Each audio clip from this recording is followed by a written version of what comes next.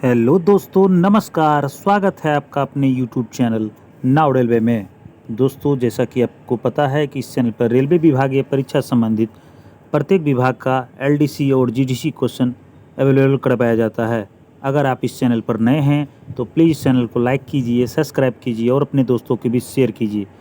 दोस्तों, आज हम लोग पालघाट डिवीज़न में हुए एलडीसी 20% कोटा का प्रश्न पत्र हल करेंगे। यह JEPW यानी इंजीनियरिंग डिपार्टमेंट का क्वेश्चन है। दोस्तों, यह एग्ज़ाम 8/9/2023 को कंडक्ट करवाया गया था।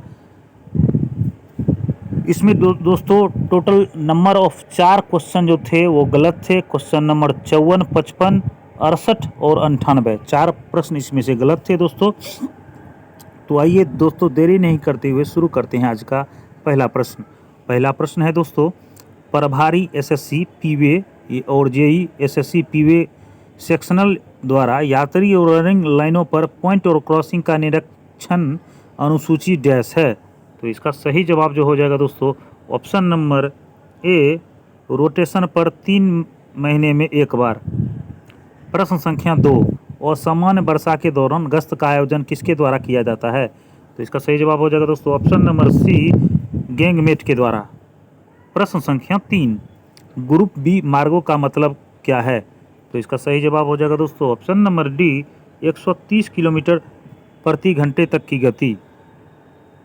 प्रश्न संख्या 4, SSRR CLT section dash route के अंतर्गत आता है।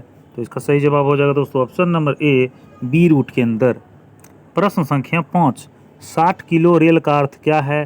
तो इसका सही जवाब हो जाएगा दोस्तों, ऑप्शन नंबर ए, रेल का वजन 60 किलोग्राम प्रति मीटर। प्रश्न संख्या 6, M+8 के स्लीपर स्पेसिंग का मतलब क्या है? तो इसका सही जवाब हो जाएगा दोस्तों, ऑप्शन नंबर ए, स्लीपर का सेंटर से सेंटर 60 सेंटीमीटर है। प्रश्न संख्या 7, गडर पुल में स्लीपर का सेंटर से सेंटर के बीच अधिकतम दूरी क्या होना चाहिए? तो इसका सही जवाब हो जाएगा दोस्तों, ऑप्शन नंबर सी, 600 mm। प्रश्न संख्या 8, JEPW सेक्शनल के द्वारा संपार के निरीक्षण की अनुसूची कितनी है? तो इसका सही जवाब हो जाएगा दोस्तों, ऑप्शन नंबर डी, 2 महीने में एक बार। प्रश्न संख्या 9, पुलों पर गार्ड रेल और रनिंग रेल के बीच का क्लियरेंस डैश होना चाहिए? तो इसका सही जवाब हो जाएगा दोस्तों, ऑप्शन नंबर ए, 250 प्लस माइनस 50 mm। प्रश्न संख्या 10, डैश डिग्री और उससे अधिक के बकरों पर सभी थर्मिट बेल्ट को जॉग्ड फिश प्लेट और क्लैंप या 2 दुरुस्त बोल्ट के साथ प्रदान किया जाना चाहिए? तो इसका सही जवाब हो जाएगा दोस्तों, ऑप्शन नंबर ए, 3 डिग्री।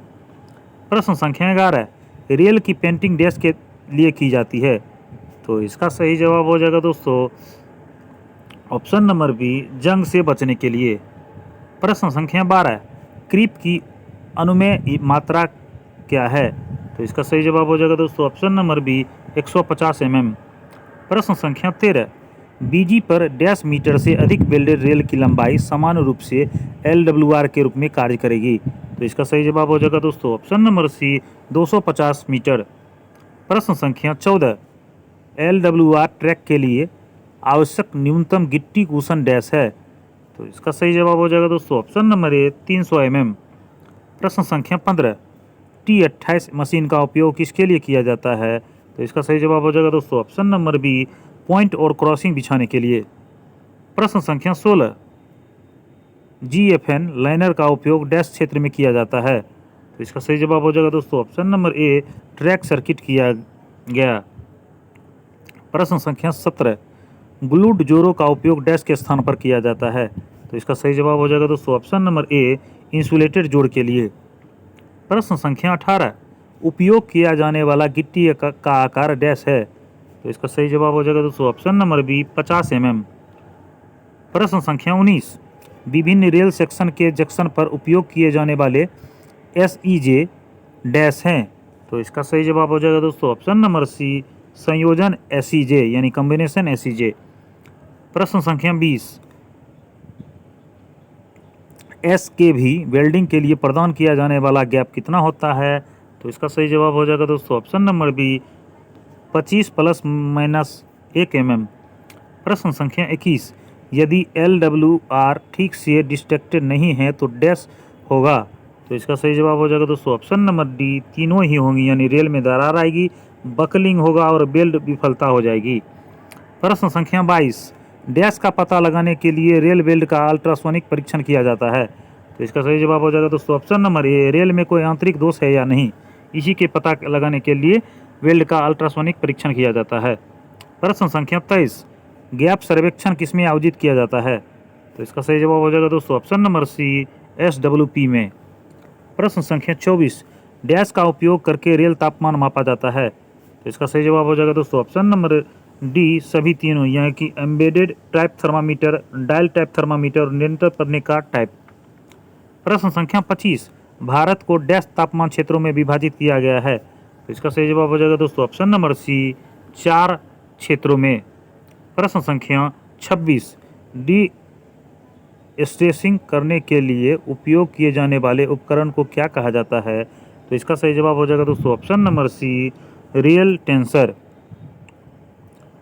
प्रश्न संख्या 27, LWR CWR के फ्री छोर पर प्रदान किए गए ज्वाइंट्स डैश हैं।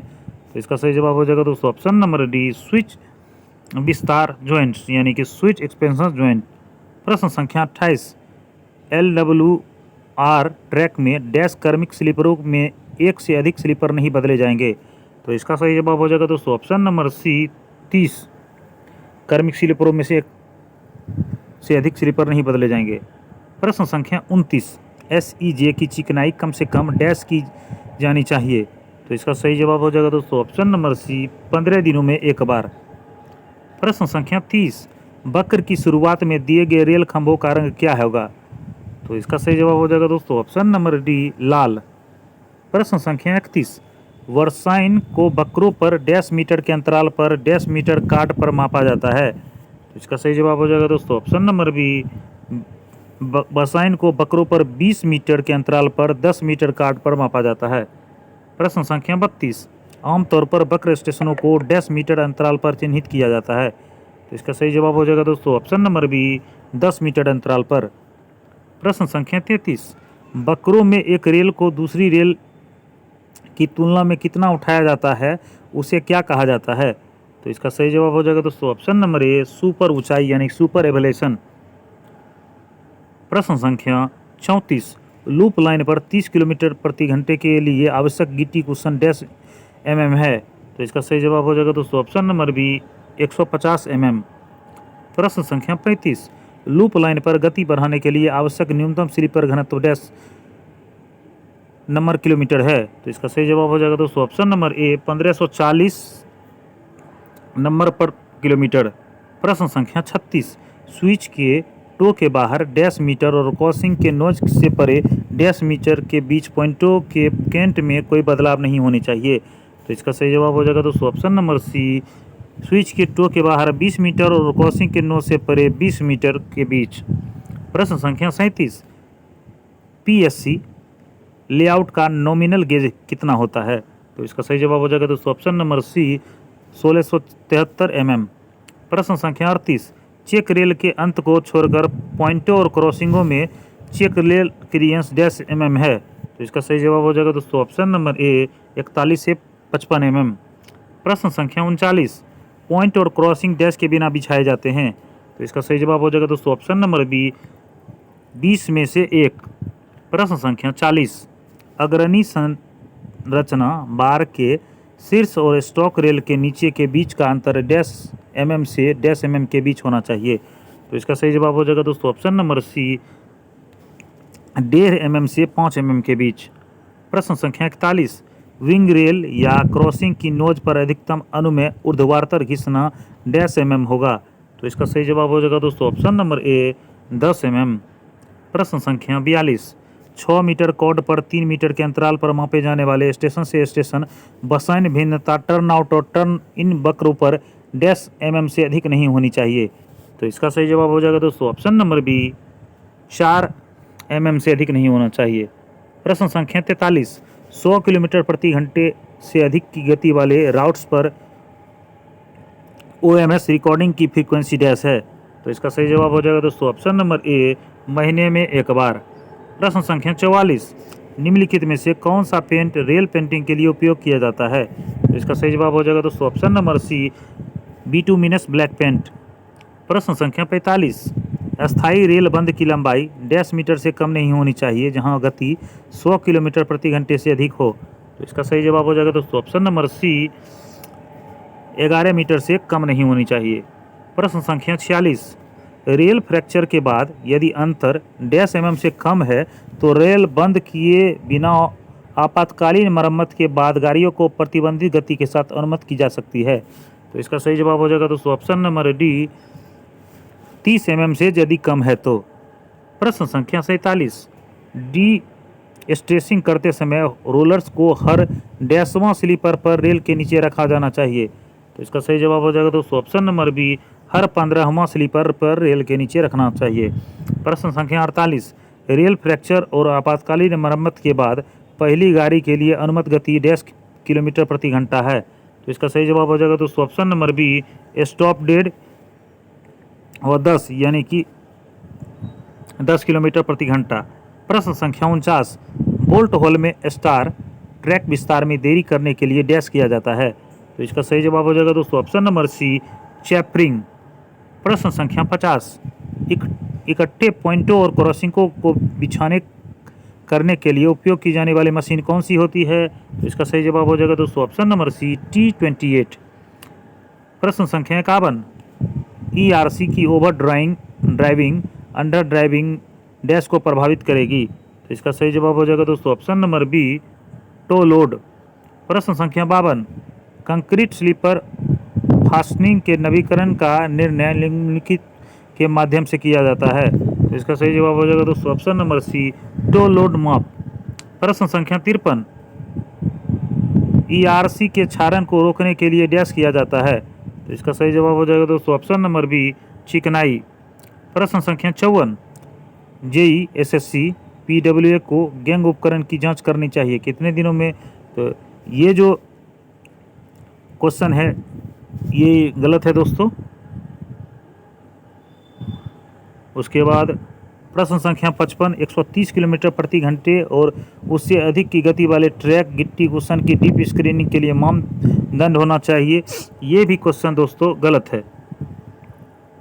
उसके बाद प्रश्न संख्या 56 देखते हैं, TTM द्वारा ट्रैक के टेम्पिंग और स्थिरीकरण के बाद BSM के साथ गहरी स्क्रीनिंग के लिए गति प्रतिबंध कितनी होनी चाहिए? तो इसका सही जवाब हो जाएगा दोस्तों ऑप्शन नंबर बी, 40 किलोमीटर प्रति घंटा। प्रश्न संख्या 57, ट्रैक का उठान एक समय में डैश mm से अधिक नहीं होना चाहिए ताकि उचित समेकन की अनुमति मिल सके। तो इसका सही जवाब हो जाएगा दोस्तों ऑप्शन नंबर ए, 50 mm से अधिक। प्रश्न संख्या 58, स्टेशनों और गैर महत्वपूर्ण स्टेशनों के बीच रेलवे भूमि सीमा को बनाए रखने के लिए कौन जिम्मेदार है? तो इसका सही जवाब हो जाएगा दोस्तों option number A, SSC PBA in charge. प्रश्न संख्या 59, ऊंचे किनारे और पुलों को छोड़कर ट्रॉली रिफ्यूज की अधिकतम दूरी डैश मीटर से अधिक नहीं होनी चाहिए। तो इसका सही जवाब हो जाएगा दोस्तों ऑप्शन नंबर बी, 1000 मीटर से अधिक नहीं होनी चाहिए। प्रश्न संख्या 60, ट्रैक सर्किट क्षेत्र में उपयोग किए जाने वाले गेज स्तर और ट्रॉलियों डैश पर होनी चाहिए। तो इसका सही जवाब हो जाएगा दोस्तों ऑप्शन नंबर डी, इंसुलेटेड। प्रश्न संख्या 61, विद्युतीकृत क्षेत्र में काम करने की परमिट के बिना OHE के जीवंत भागों से डैश मीटर की दूरी के भीतर कोई काम नहीं किया जाएगा। तो इसका सही जवाब हो जाएगा दोस्तों ऑप्शन नंबर बी, 2 मीटर की दूरी के भीतर। प्रश्न संख्या 62, विद्युतीकृत क्षेत्र में पेड़ का कोई भी हिस्सा निकटतम लाइव कंडक्टर से डैश मीटर से अधिक नहीं होगा। तो इसका सही जवाब हो जाएगा दोस्तों ऑप्शन नंबर सी, 4। प्रश्न संख्या 63, ट्रैक के पास रेल उतारते समय यह सुनिश्चित करने के लिए ध्यान रखा जाएगा कि रेल डैश मीटर से अधिक लंबाई के निरंतर धातु द्रव्यमान बनाने के लिए एक दूसरे को स्पर्श न करे। तो इसका सही जवाब हो जाएगा दोस्तों ऑप्शन नंबर सी, 300 मीटर से अधिक। प्रश्न संख्या 64, रेल विफलता के मामले में निरंतरता के लिए विद्युतीकृत क्षेत्र में उपयोग किए जाने वाले उपकरण डैश है। तो इसका सही जवाब हो जाएगा दोस्तों ऑप्शन नंबर सी, जम्फर। प्रश्न संख्या 65, 52 किलोग्राम रेल में अधिकतम अनुमत वर्टिकल वेयर की अनुमति डैश mm है। तो इसका सही जवाब हो जाएगा दोस्तों ऑप्शन नंबर डी 8 mm। प्रश्न संख्या 66, मैनुअल डीप स्क्रीनिंग और मैनुअल पैकिंग के बाद गति को 10वें दिन में 45 किलोमीटर प्रति घंटे तक बढ़ाया जा सकता है। तो इसका सही जवाब हो जाएगा दोस्तों ऑप्शन नंबर सी 4थे दिन। प्रश्न संख्या 67, क्रॉसिंग के वेयर को ANC से डैश mm पर मापा जाएगा। तो इसका सही जवाब हो जाएगा दोस्तों ऑप्शन नंबर ए 100 mm पर। प्रश्न संख्या 68, ANC से डैश मीटर पर क्रॉसिंग में गेज और क्रॉस स्तर को मापा जाना चाहिए। तो यह क्वेश्चन भी दोस्तों गलत है। प्रश्न संख्या 69, निम्नलिखित में से किस कार्य के लिए पूर्ण ब्लॉक सुरक्षा की आवश्यकता होती है। तो इसका सही जवाब हो जाएगा दोस्तों ऑप्शन नंबर डी LWR का डिस्मिसिंग। प्रश्न संख्या 70, जो कार्य प्रारंभ के दिन ही पूरे हो जाते हैं उन्हें क्या कहा जाता है। तो इसका सही जवाब हो जाएगा दोस्तों ऑप्शन नंबर बी अल्प अवधि का कार्य। प्रश्न संख्या 71, एक फ्लैगमैन को खड़ा करने के लिए डेटोनेटर से सुरक्षित दूरी 10 मीटर है। तो इसका सही जवाब हो जाएगा दोस्तों ऑप्शन नंबर ए 45 मीटर। प्रश्न संख्या 72, लंबी अवधि के कार्यों में कार्यस्थल से 10 मीटर की दूरी पर सावधानी संकेतक प्रदान किया जाना चाहिए। तो इसका सही जवाब हो जाएगा दोस्तों ऑप्शन नंबर सी 1200 मीटर की दूरी पर। प्रश्न संख्या 73, कम अवधि के कार्य में कार्यस्थल से 10 मीटर की दूरी पर बैनर झंडी प्रदान किया जाना चाहिए। तो इसका सही जवाब हो जाएगा दोस्तों ऑप्शन नंबर सी 600 मीटर की दूरी पर। प्रश्न संख्या 74, GFN लाइनर का कोडल अवधि यानी कोडल लाइफ कितना होता है। तो इसका सही जवाब हो जाएगा दोस्तों ऑप्शन नंबर सी 4 वर्ष। प्रश्न संख्या 75, CGRSP का कोडल लाइफ क्या होता है। तो इसका सही जवाब हो जाएगा दोस्तों ऑप्शन नंबर बी 8 वर्ष। प्रश्न संख्या 76, एक डेटोनेटर का समान अवधि यानी नॉर्मल कोडल लाइफ क्या होता है। तो इसका सही जवाब हो जाएगा दोस्तों ऑप्शन नंबर सी 5 वर्ष। प्रश्न संख्या 77, जब ब्रेक वैन आगे नहीं बढ़ रही है तो धक्का देने के दौरान सामग्री गाड़ी की गति 10 किलोमीटर प्रति घंटे तक सीमित होती है। तो इसका सही जवाब हो जाएगा दोस्तों ऑप्शन नंबर ए 10 किलोमीटर प्रति घंटे। प्रश्न संख्या 78, जब एक पुश ट्रॉली भारी सामग्री से लदी होती है तो इसे डैश माना जाना चाहिए। तो इसका सही जवाब हो जाएगा दोस्तों option number C dip trolley. प्रश्न संख्या 79, रेल डॉली के संचालन के लिए प्रभारी व्यक्ति एक रेल कर्मचारी होगा जो डैश रैंक से कम नहीं होगा यानी कि रेल। तो इसका सही जवाब हो जाएगा दोस्तों ऑप्शन नंबर ए कीमैन से कम नहीं होना चाहिए। प्रश्न संख्या 80, रेल डॉली को डैश से अधिक तीव्र ढाल वाले सेक्शन पर नहीं चलाया जाएगा। तो इसका सही जवाब हो जाएगा दोस्तों ऑप्शन नंबर सी 200 में 1। प्रश्न संख्या 81, एक संपार को विशेष श्रेणी के रूप में वर्गीकृत किया जाता है जब ट्यूब ही डैश होता है। तो इसका सही जवाब हो जाएगा दोस्तों ऑप्शन नंबर बी 50,000 से अधिक। प्रश्न संख्या 82, नॉन इंटरलॉक संपारों को सामान्यतः डैश पर रखा जाता है। तो इसका सही जवाब हो जाएगा दोस्तों ऑप्शन नंबर ए सड़क यातायात के विरुद्ध बंद। प्रश्न संख्या 83, PSC स्लीपरों के साथ बिछाए गए संपारों का खोलना और जांच डैश वर्षों में कम से कम एक बार की जानी चाहिए। इसका सही जवाब हो जाएगा दोस्तों ऑप्शन नंबर बी 2 वर्षों में। प्रश्न संख्या 84, फाटक पोस्ट से लगभग डैश मीटर की दूरी पर संपार के दोनों पहुंच मार्ग पर एक स्पीड ब्रेकर प्रदान किया जाना चाहिए। तो इसका सही जवाब हो जाएगा दोस्तों option number B 20।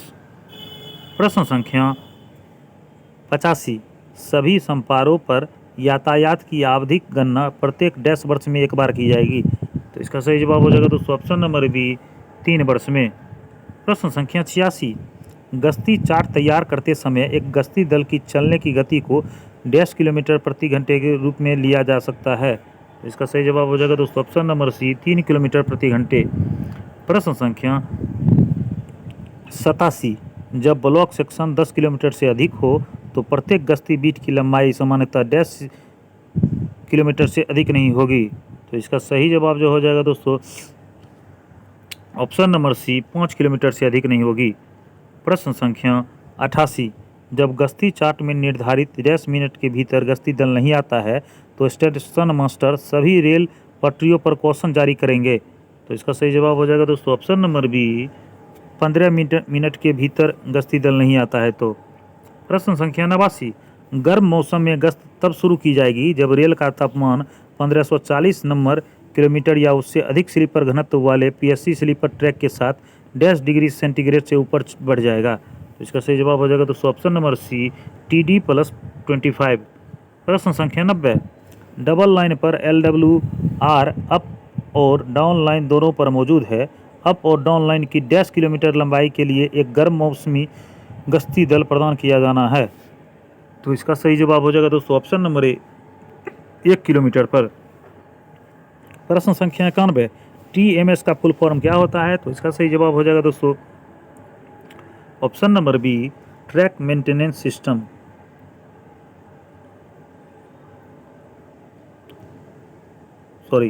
Track management system. प्रश्न संख्या 92, TWS का फुल फॉर्म क्या होता है? तो इसका सही जवाब हो जाएगा दोस्तों ऑप्शन नंबर ए, थिक वेव स्विच। प्रश्न संख्या 93, एक गश्ती दल को HS झंडी हरा प्रदान नहीं किया जाता है, वह है। तो इसका सही जवाब हो जाएगा दोस्तों ऑप्शन नंबर बी, गर्म मौसम गश्ती दल वाला को, पेट्रोलमैन को। प्रश्न संख्या 94, जब रेल का तापमान TD-डिग्री सेंटीग्रेड से नीचे चला जाए तो ठंड के मौसम में गश्त अनिवार्य रूप से शुरू की जाएगी। इसका सही जवाब हो जाएगा दोस्तों ऑप्शन नंबर सी, 30 डिग्री से कम। प्रश्न संख्या 95, यदि ट्रैक जलमार्ग हो जाता है तो डैश गति प्रतिबंध लगाया जाना चाहिए। तो इसका सही जवाब हो जाएगा दोस्तों option number D, stop dead और 10 किलोमीटर प्रति घंटा के साथ आगे बढ़े। प्रश्न संख्या 96, जब पानी रेल के ऊपर से बहता है तो यह सुनिश्चित करने के बाद कि ट्रैक सुरक्षित है, डैश ट्रैक को पायलट करेगा। इसका सही जवाब हो जाएगा दोस्तों option number D, JEE SSC PWA। प्रश्न संख्या 97, पुलों में खतरे के स्तर को डैश के रंग से पेंट किया जाएगा। तो इसका सही जवाब हो जाएगा दोस्तों ऑप्शन नंबर बी, लाल रंग के पेंट से। प्रश्न संख्या 98, रेलवे कार्यस्थल का आयुक्त तो डैश के अंतर्गत आता है। तो इसका सही जवाब हो जाएगा दोस्तों ऑप्शन नंबर, ये भी क्वेश्चन जो था इसमें भी गलत है, इसमें भी कोई नहीं होगा दोस्तों। प्रश्न संख्या 99, कीमेन, मेट्स, JEE और SSC PWA को डैश वर्षों में एक बार पुनःचर्या पाठ्यक्रम में भाग लेना चाहिए। तो इसका सही जवाब हो जाएगा दोस्तों ऑप्शन नंबर डी, 5 वर्ष में। प्रश्न संख्या 100, दक्षिण रेलवे में कितने मंडल हैं यानी कितने डिवीजन हैं साउथ रेलवे में? तो इसका सही जवाब हो जाएगा दोस्तों ऑप्शन नंबर सी, 6 डिवीजन हैं। प्रश्न संख्या 101 से 110 तक आपको पता होगा दोस्तों कि LDC में राजभाषा के प्रश्न पूछे जाते हैं। तो दोस्तों आइए राजभाषा के प्रश्न को भी हम लोग देख लेते हैं। पहला प्रश्न है, राजभाषा पर वार्षिक कार्यक्रम कौन तैयार करता है? तो इसका सही जवाब हो जाएगा दोस्तों ऑप्शन नंबर डी, गृह मंत्रालय। प्रश्न संख्या 102, वर्तमान में संविधान की 8वीं अनुसूची में कितनी भाषाओं को सूचीबद्ध किया गया है? तो इसका सही जवाब हो जाएगा दोस्तों ऑप्शन नंबर सी, 22 भाषाओं को। प्रश्न संख्या 103, राजभाषा कार्य समिति की बैठकों की आवधिकता क्या है? तो इसका सही जवाब हो जाएगा दोस्तों ऑप्शन नंबर ए, 3 महीने में एक बार।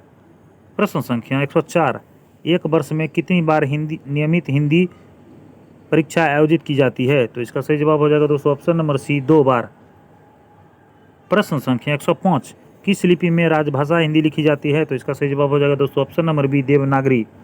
प्रश्न संख्या 106, राजभाषा विभाग द्वारा उपयोग किए जाने वाले OLIC का फुल फॉर्म क्या होता है? तो इसका सही जवाब हो जाएगा दोस्तों option number B, official language implementation committee. प्रश्न संख्या 107, कौन सी विदेशी भाषा 8वीं सूची में शामिल है? तो इसका सही जवाब हो जाएगा दोस्तों ऑप्शन नंबर सी, नेपाली। प्रश्न संख्या 108, भारतीय संविधान के अनुसार हिंदी भारत की क्या है? तो इसका सही जवाब हो जाएगा दोस्तों ऑप्शन नंबर बी, राजभाषा। प्रश्न संख्या 109, एक कर्मचारी को हिंदी का कार्यसाधक ज्ञान प्राप्त माना जाएगा यदि? तो इसका सही जवाब हो जाएगा दोस्तों ऑप्शन नंबर सी, 1, 2 और तीनों, यानी कि उन्होंने एक विषय में के रूप में हिंदी के साथ मैट्रिक पास किया हो, उन्होंने केंद्र सरकार द्वारा इस संबंध में निर्दिष्ट परीक्षा उत्तीर्ण की हो, या वह खुद को निर्धारित प्रपत्र में ऐसा ज्ञान प्राप्त करने की घोषणा करता हो। प्रश्न संख्या 110, जो आज का अंतिम प्रश्न है, किसी कार्यालय में राजभाषा अधिनियम और नियमों के प्रावधानों के अनुपालन के लिए कौन जिम्मेदार होगा? तो इसका सही जवाब हो जाएगा दोस्तों ऑप्शन नंबर इसमें शाखा प्रमुख होता है, यानी कि डिपार्टमेंट के जो हेड होते हैं दोस्तों वो इसमें होते हैं। तो दोस्तों ये थे पालघाट डिवीज़न में 20% PORQ कोटा में इंजीनियरिंग डिपार्टमेंट जो जूनियर इंजीनियर का एग्ज़ाम हुआ था उसके हल प्रश्न पत्र। दोस्तों अगर आपको ये वीडियो पसंद आया तो प्लीज़ चैनल को लाइक कीजिए, सब्सक्राइब कीजिए और अपने दोस्तों के बीच शेयर कीजिए। दोस्तों LDC क्वेश्चन से आपको फ़ायदा ये होता है कि अगर आप किसी भी डिवीज़न में के एग्ज़ाम में बैठे बहुत सारे क्वेश्चन दोस्तों इसमें मैच कर जाते हैं, क्योंकि ऑल इंडिया रेलवे का सेम पैटर्न रहता है LDC और GDC दोनों का। तो दोस्तों आज के लिए इतना ही, मिलते हैं फिर नए वीडियो के साथ, तब तक के लिए जय हिंद जय भारत।